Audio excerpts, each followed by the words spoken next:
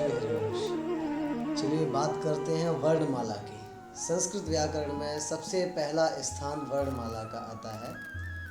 वर्णमाला में प्रायः दो भाग होते हैं, एक स्वर का, दूसरा व्यंजन का। स्वर में भी दो भाग होते हैं, एक ह्रस्व, एक दीर्घ। व्यंजन भी तीन प्रकार के होते हैं, स्पर्श व्यंजन, अंतस्थ व्यंजन और ऊष्म व्यंजन। इनको थोड़ा विस्तार से जानेंगे। वर्णमाला में जो टोटल संख्या है वर्णों की वो 46 षट्चत्वारिंशत् है। तो इसमें से स्वर और व्यंजनों के कौन कौन से भेद हैं, ह्रस्व स्वर कौन कौन से हैं, दीर्घ स्वर कौन कौन से हैं, अंतस्थ व्यंजन, ऊष्म व्यंजन कौन कौन से हैं, इन सभी के बारे में विस्तार से चर्चा करेंगे। देखिए, अवर्ण। अवर्ण एक ह्रस्व आ होता है, एक दीर्घ। हालांकि व्याकरण जब आगे बढ़ेंगे और जो पाणिनीय व्याकरण है उसके हिसाब से आ ई उ वर्णानाम अष्टादश भेदाः। आ ई उ री इन वर्णों के 18 प्रकार होते हैं, लेकिन उन 18 का हम सामान्य व्यवहार में या अपने पठन क्रिया में या लेखन क्रिया में प्रयोग इतना विस्तार से नहीं होता है। इसलिए प्रायः दो प्रकार के माने जाते हैं, जो कि एक ह्रस्व होता है और दूसरा दीर्घ होता है। ह्रस्व आ, दीर्घ आ। इनका उच्चारण में भेद आ जाता है, आ और दीर्घ होता है आ। इस प्रकार से इनका उच्चारण किया जाता है। तो आ ई उ री ली, ली भी एक स्वर है। तो ये 5 स्वर ह्रस्व होते हैं और आ ई उ री ए ऐ ओ औ ये दीर्घ स्वर होते हैं। इसमें से आ ई उ री ये ह्रस्व भी हैं और दीर्घ भी हैं, लेकिन ए ऐ ओ औ ये जो 4 स्वर हैं ये हमेशा ही दीर्घ बोले जाते हैं। ये चीज़ थोड़ी विशेष ध्यान देने योग्य है, क्योंकि कहीं भी कोई भी उच्चारण होता है, किसी भी श्लोक में, किसी भी मंत्र में, कहीं भी हम कभी कभी एचों का, ये एच हैं, ए ऐ ओ औ, ये एच बोले जाते हैं, एच प्रत्याहार के अंतर्गत आते हैं, इनको ह्रस्व बोल देते हैं, वहीं उच्चारण अशुद्ध हो जाता है। ए ऐ ओ औ हमेशा ही दीर्घ बोले जाते हैं। इस प्रकार से ये 8 दीर्घ होते हैं, 5 ह्रस्व होते हैं। इस प्रकार से स्वरों की कुल संख्या होती है 8 और 5 13। अब बात करेंगे व्यंजन की। वर्णमाला का दूसरा पार्ट जिसे हम व्यंजन कहते हैं। व्यंजनों की विशेषता ये है, व्याकरण में कहते हैं नान्तरेणांच व्यंजनस्योच्चारणं न संभवति, अर्थात स्वरों के बिना व्यंजनों का उच्चारण संभव नहीं है। जिस प्रकार से कोई लंगड़ा व्यक्ति जिसके पैर टूटे हुए हों वो बिना वैसाखी के अथवा बिना व्हील चेयर के नहीं चल सकता, तो स्वरों के बिना व्यंजन लंगड़े हैं, एक प्रकार से उनका उच्चारण संभव नहीं है। जैसे हमने बोला कमल, तो का, मा और ला तीनों को बोलने में आ ने सहायता की। अगर हम इसको अलग अलग लिखेंगे तोड़ तोड़ करके, तो का उसके नीचे हलंत लगेगा। हलंत लगने का मतलब ओरिजिनल व्यंजन आधा वर्ण, का प्लस आ प्लस मा प्लस आ और प्लस ला प्लस आ। इसमें जो का, मा और ला है, इन तीनों के नीचे हलंत लगेगा। और जब सबको मिला दिया जाएगा 6 के 6 वर्णों को, अर्थात 3 स्वर को और 3 व्यंजन को, तो मिलकर के बनेगा कमल। तब हम उसका उच्चारण कर सकते हैं। कोई भी शब्द ऐसा हम देखते हैं जिसमें हम आधे व्यंजन को पाते हैं, जैसे व्यंजन में ही देख लीजिए, व्यंजन में वा आधा है, अगर उसमें आ लगा दिया जाए तो व्यंजन बन जाएगा। उसमें स्वर नहीं है इसलिए वो आधा है, और उसका उच्चारण दूसरे वर्ण की सहायता के साथ किया जाता है। जैसे व्यंजन में या हो गया बीच में, वो भी आधा है, वो जा की सहायता से बोला जा रहा है। इसी प्रकार स्वरेण विना व्यंजनस्य उच्चारणम न भवति। स्वर के बिना व्यंजन का उच्चारण नहीं होता है। अब बात करते हैं व्यंजन कितने प्रकार के होते हैं, कौन कौन से होते हैं। सबसे पहले आते हैं स्पर्श व्यंजन। स्पर्श व्यंजन जो कि 5 वर्गों के माने जाते हैं।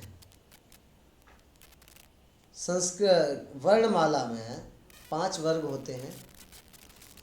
5 वर्ग में कवर्ग, चवर्ग, टवर्ग, तवर्ग और पवर्ग। इन 5 वर्गों में 5-5 वर्ण होते हैं। कवर्ग की यदि हम बात करें तो का, खा, गा, घा, ङ, ये कवर्ग है। चवर्ग में आए चा, छा, जा, झा, य, ये चवर्ग है। इसी प्रकार टवर्ग टा, ठा, डा, ढा, णा और तवर्ग ता, था, दा, धा, ना। पवर्ग पा, फा, बा, भा, मा। ये 5 प्रकार के वर्ग होते हैं, अर्थात ये 5 × 5 पचम 25। तो ये 25 वर्ण जो होते हैं व्यंजन के, इनको स्पर्श व्यंजन कहा जाता है। इन 5 के उच्चारण स्थान भी हैं। संस्कृत भाषा बहुत ही वैज्ञानिक भाषा है। संस्कृत भाषा जैसा शब्दों का विज्ञान अन्य किसी भी भाषा में नहीं देखा जाता। जैसे कि हम अगर इन 5 वर्गों की ही बात करें तो इन 5 वर्गों के अलग अलग हमारे मुख में उच्चारण स्थान है। उसी स्थान से ये शब्द, ये वर्ण बोले जा सकते हैं। अन्य किसी स्थान से यदि आप सोचते हैं कि आप उसको उच्चारण कर सकते हैं तो नॉट पॉसिबल, मतलब वो संभव नहीं है कि आप उसको उच्चारण कर पाएँ। जैसे कि कवर्ग की यदि बात करें तो का, खा, गा, घा, ङ, इसके लिए कहा गया है अकुह विसर्जनीयानाम कंठः, अर्थात अकार, कवर्ग का, खा, गा, घा, ङ और हकार और विसर्ग का उच्चारण स्थान कंठ होता है। अब देखिए कंठ किसे कहते हैं। हमारे मुख में कंठ कहाँ है?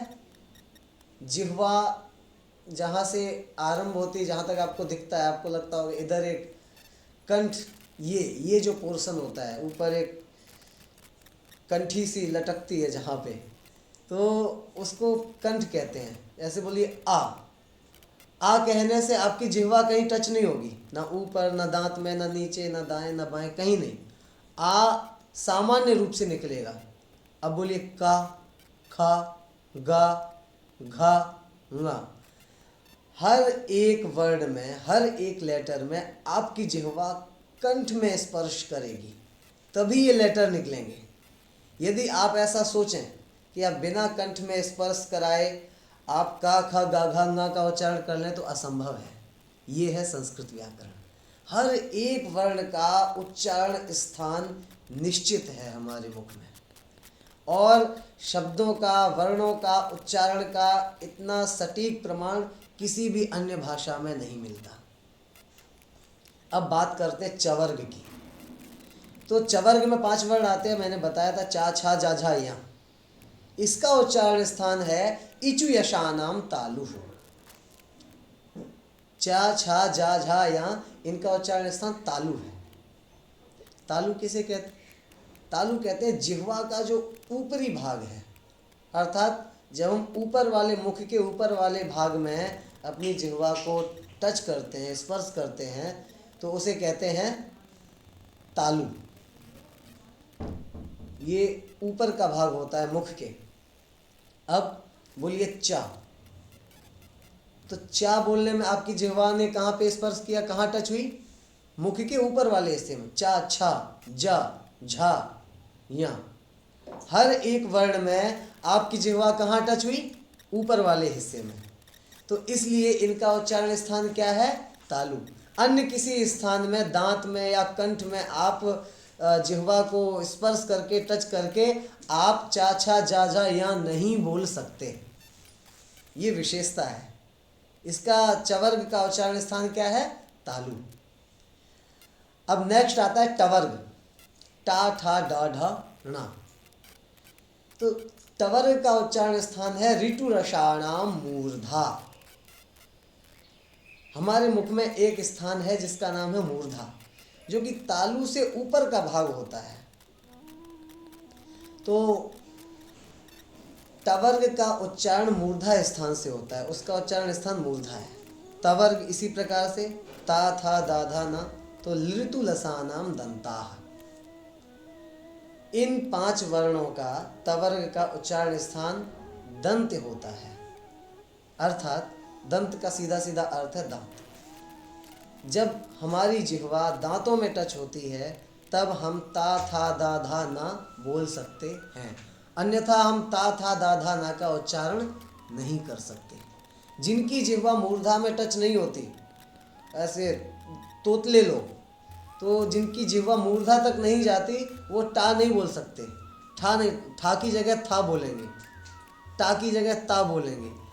तो उनकी जिह्वा राउंड करके ऊपर मूर्धा में स्पर्श नहीं हो पाती है, इस वजह से वो शुद्ध टवर्ग का उच्चारण नहीं कर पाते।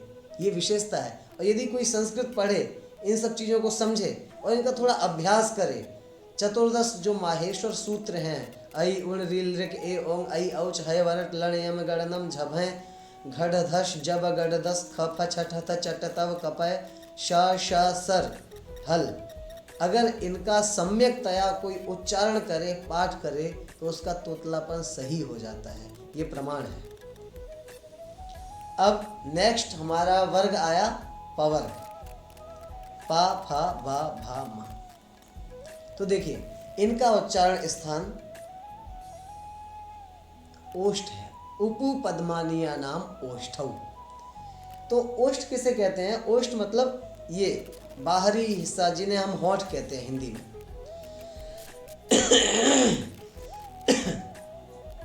तो जब हमारी जिह्वा अथवा ये ओष्ठ आपस में स्पर्श, आपस में टच होते हैं, तब हम बोल पाते हैं पा, फा, बा, भा, मा।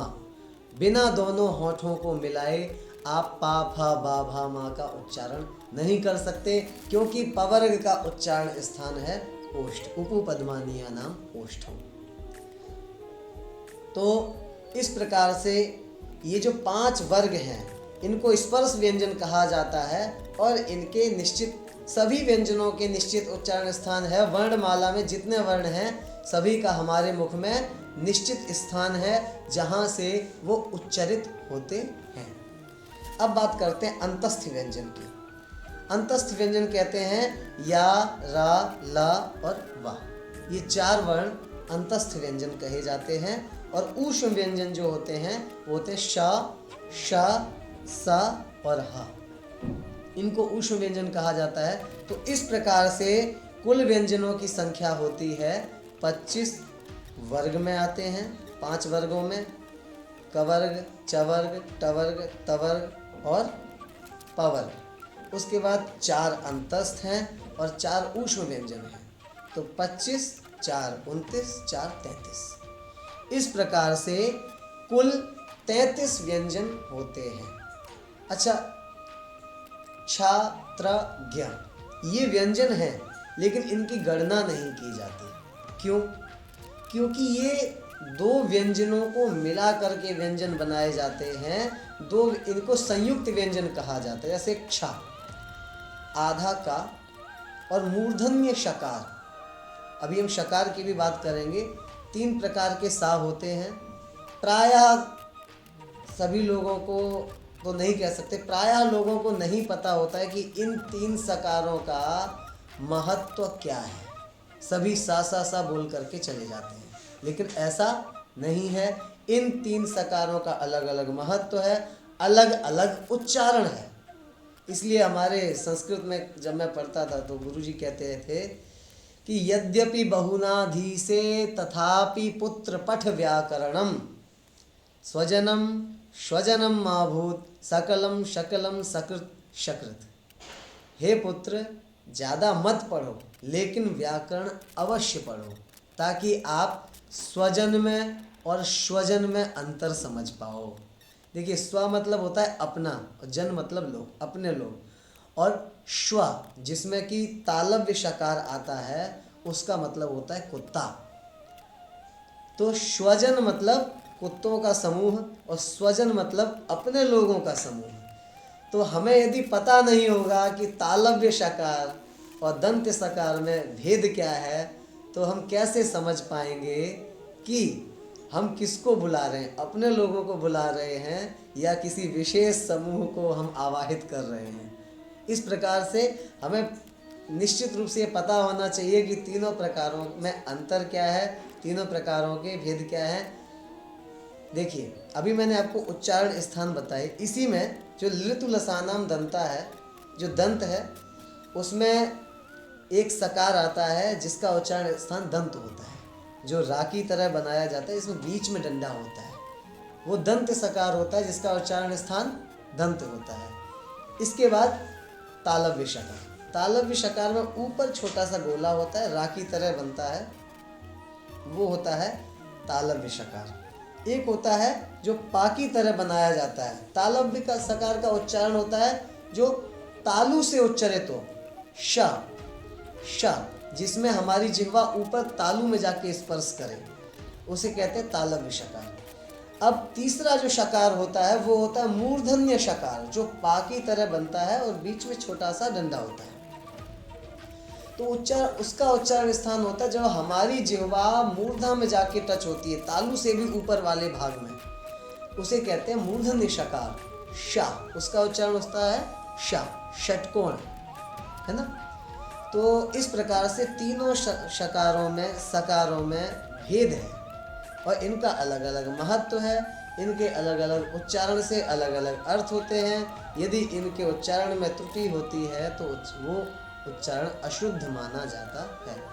इस प्रकार से हमारे जो वर्णमाला है उसमें 13 स्वर और 33 व्यंजन हैं, जो कि मिला करके 46 होते हैं। इस प्रकार से वर्णमाला है और भी इसका विस्तार होता है। ये अंतस्थ व्यंजन, स्पर्श व्यंजन और ऊष्म व्यंजन जो हैं वो जब हम आगे पाणिनीय व्याकरण का अध्ययन करेंगे, जब पाणिनीय व्याकरण में पढ़ाऊंगा तो उसमें संज्ञा प्रकरण में विस्तार से इसकी चर्चा आती है, तब उसकी चर्चा करेंगे।